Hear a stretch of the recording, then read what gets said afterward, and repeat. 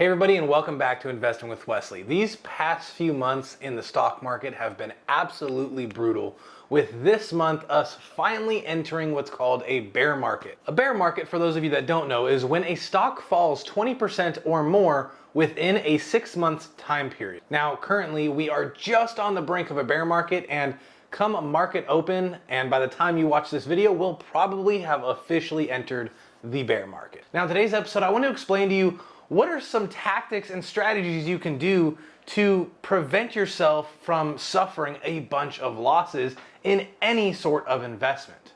So with that being said, let's get into it. Okay, so like I said, we've officially entered a bear market where the S&P 500 has lost about 20% from the beginning of this year. Now there's certain strategies people use and traders use to limit the amount of losses that they're exposed to in any of their investment. Now, I want to teach you some of these losses because I personally believe this is just the start of the bear market, and by the end of the year, we're going to see much greater losses than just this 20%. Now, there's two different strategies I want to talk to you about today. One of them is a lot more simple, and another one is a lot more complex, but there's more benefit. So let's start with the simple one. The simple one is simply setting up a stop loss. Now, this is a kind of trade that you can set up on pretty much any brokerage platform out there. And basically what a stop loss is that you set a particular price or a particular percentage of loss before this stop loss is triggered and your entire position is sold, thus cutting or stopping the amount of losses you're going to see in your portfolio. Now the pro is that every brokerage offers this, and it is incredibly easy to set up. So easy, in fact, that it's basically like setting up any other trade out there. Instead of a market buy or a limit buy or a limit sell or market sell, you just choose the stop loss option. Now, like I said, one of the big pros is that it is really easy to set up, but here's the big downside. It sells your entire position. And if you have a lot of growth or a lot of capital gains in that one position that triggers the stop loss, then you're opening yourself up to an extremely large tax bill. Now, sure, you could set up certain business entities and use write-offs and donations and such to lower that tax bill, and even use some other strategies that we've talked about in previous videos to basically cut that tax bill all the way down to zero. But that just makes what was a very simple plan that much more complicated. What if I told you there was a way to protect your portfolio from all sorts of losses without having to sell your positions and accrue that hefty tax bill? Now you might be thinking to yourself that that sounds way too good to be true,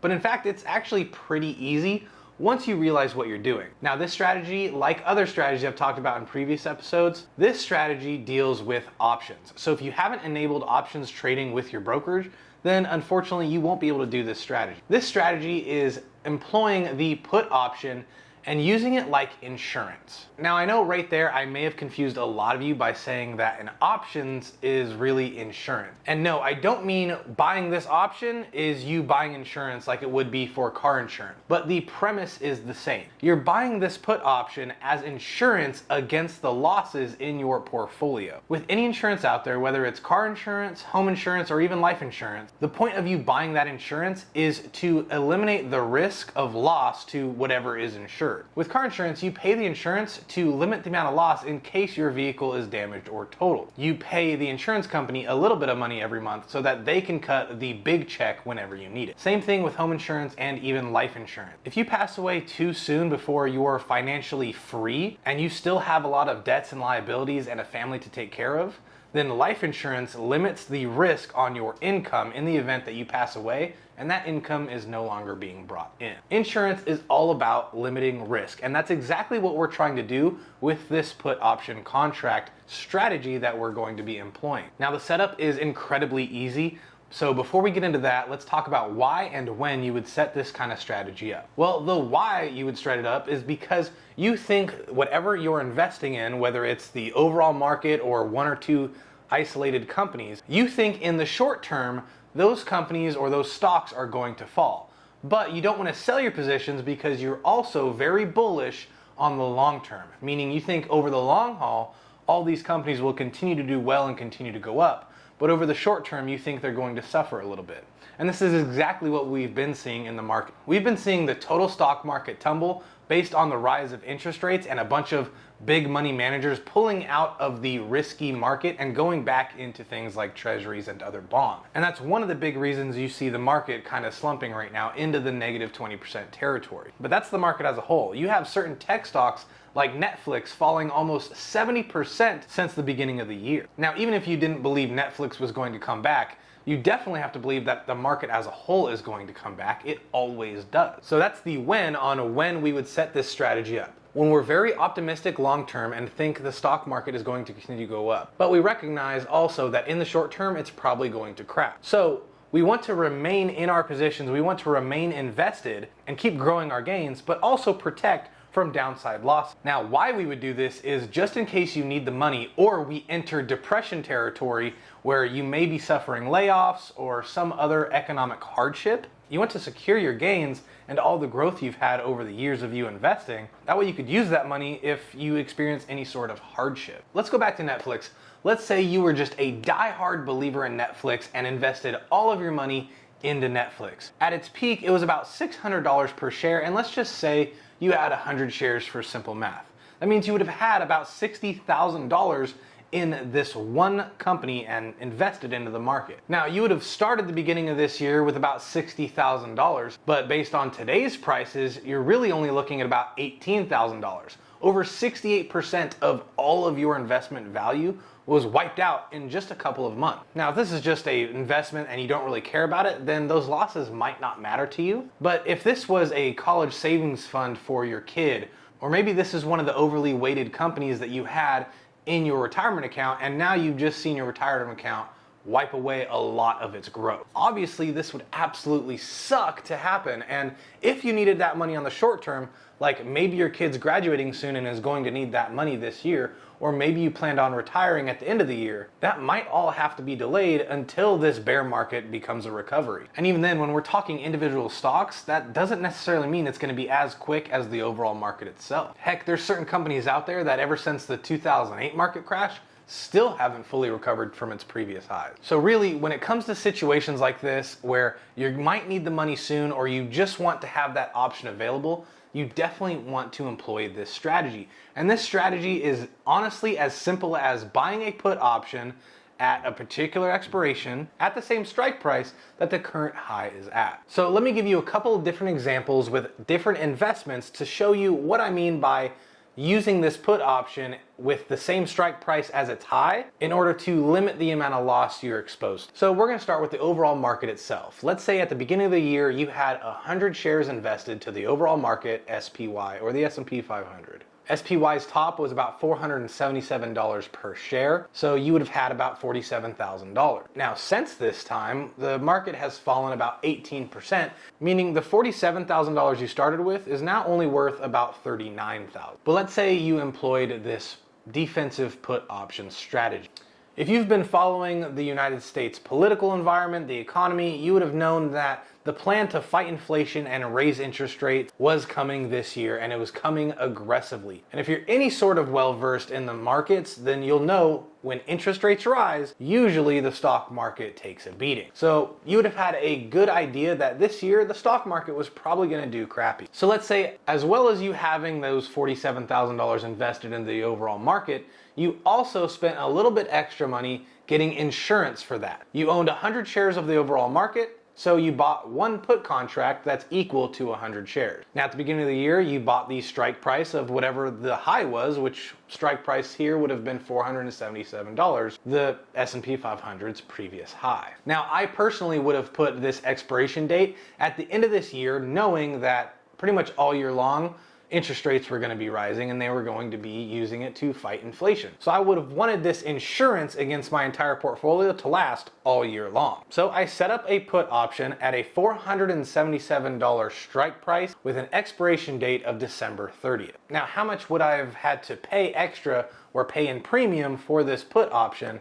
And the answer to that is about $3,000. It would have been $2,900 and some odd dollars for the premium in this option contract. Now, I don't know about you, but spending about $3,000 to protect the $47,000 I have invested seems like a good deal to me. So again, you have those 100 shares invested, and then you also spent about $3,000 insuring it with this put option. Let's look at how much money you'd have total today at this 18% loss in the overall markets that we see today. So in your main portfolio in the 100 shares, the value of that is only going to be about $39,000 after that 18% loss. But remember, a put option is you betting that the price of the underlying asset, in this case the overall market, is going to go down. So your put option actually went up in value, ensuring the losses on your main portfolio. Now, like I said, the value of your main portfolio is $39,000, but the put option contract that you purchased is now currently worth about $9,000 for that contract. Now again, you spent $3,000 for it, and now it's gone up to $9,000. Now, if we do the math, the $39,000 in your main portfolio, as well as the $9,000 value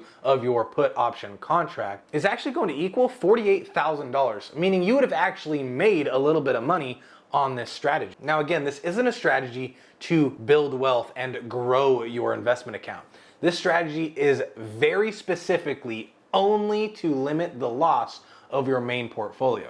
If you notice, the value remained the same. Sure, we're beating the stock market because we are not feeling the effects of the stock market loss, but we're also not gaining any money either because we're at even from where we started the beginning of the year with. Now, why is this option better than the previous option where we just set up a stop loss? Well, one, like I said, if you set up a stop loss and it triggers to where you sell your entire portfolio, you could incur massive tax bills. But let's just say it's in a Roth IRA where taxes aren't an issue on your capital gain. Well, you would still sell your entire portfolio, and then you would have to relook at all the fundamentals, relook at everything that you've been investing in, and come up with a solid re-entry point, which just means even more work for you. In this second strategy where we use this put option, we don't need to sell any of those shares. We just, in a sense, take the loss on it. So you still have all 100 shares invested, and you don't have to worry about any sort of capital gains tax. On top of not having to worry about any capital gains tax, you'll also be receiving that $9,000 check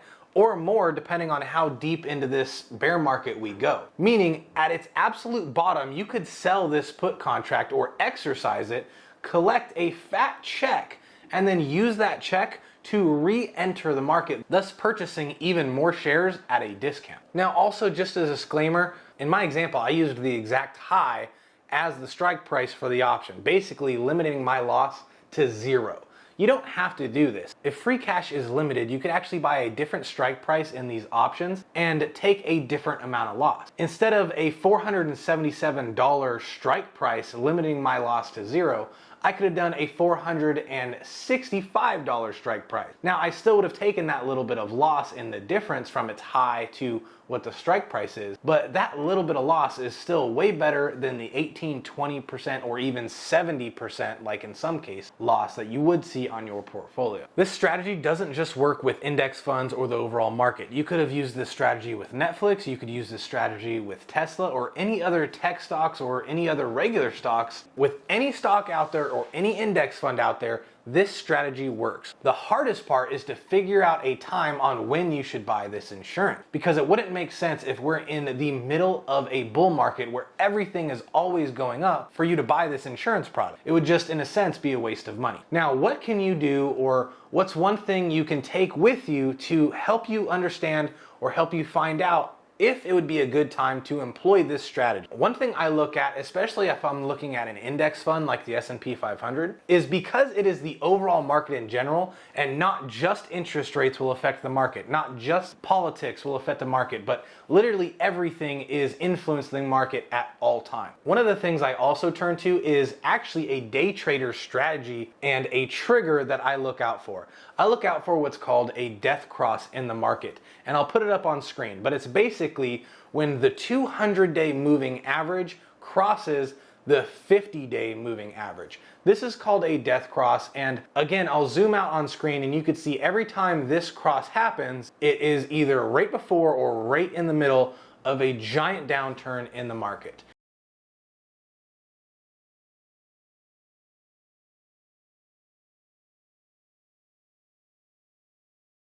So if you're looking at this death cross and you actually see it happen, then you can bet with some confidence that there's some tough times ahead before it recrosses and we re-enter a bear market. As you see, just a couple months ago, we had that death cross and we have fallen significantly from when it last happened. And once again, I believe we still have some more pain to suffer. But don't be afraid, do not sell, keep investing, because these bear markets and these giant dips in the market, this is what builds generational wealth. So if you already have your emergency fund set up and you have free cash flow just lying around, maybe contribute some or even all of that money into these investment portfolios that you're investing in, because now's the perfect time to buy.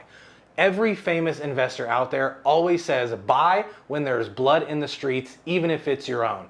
And that basically means even when all the stocks are crumbling around you, as long as there's still a profitable company, still producing cash flow, and still their fundamentals have not changed, continue to buy in, because there's currently a sale going on with that company.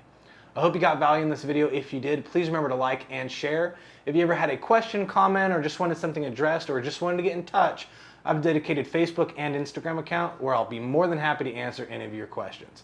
Either way though, the choice is yours, and I'll see you in the next episode.